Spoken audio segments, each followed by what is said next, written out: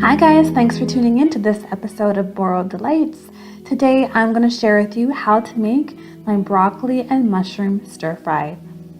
So we're going to start by blanching our broccoli florets. I have here a pot of water that I brought to a boil, and to that I'm adding in my florets. I'm going to turn the heat off and place the lid on top.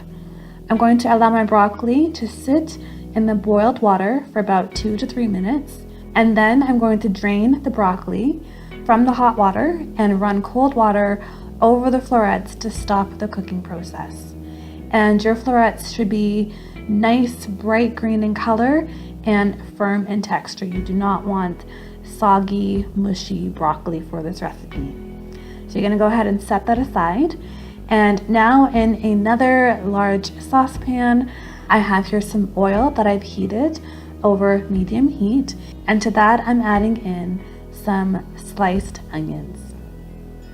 I'm going to cook my onions until they start to become translucent, and then I'm going to add in my red chili flakes and 1 chicken bouillon cube.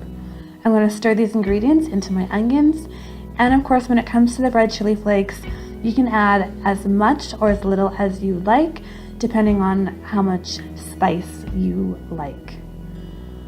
Now I'm going to add in some freshly grated garlic and cook that for about 30 seconds. And as always, you guys will be able to find the exact written recipe for this broccoli and mushroom stir fry by visiting my site borroweddelights.com, which of course I have linked to in the description box below. I'm now adding in my sliced mushrooms, and I'm using cremini mushrooms, but really you can add any kind of mushroom that you'd like.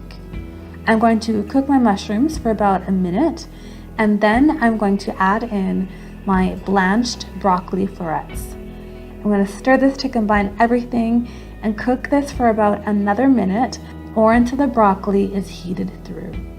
You can go ahead and serve this broccoli and mushroom stir fry alongside some rice or quinoa or some chicken or fried rice, really whatever you like. This is such an easy recipe and it is super tasty. I hope you guys enjoy making this, and please be sure to leave your comments below because I love to hear how it turns out for you. As always, if you haven't already subscribed to my channel, be sure to do so, and also don't forget to follow me on Instagram and Facebook at Borrowed Delights. Until next time, thanks for watching, and I'll see you in the next video.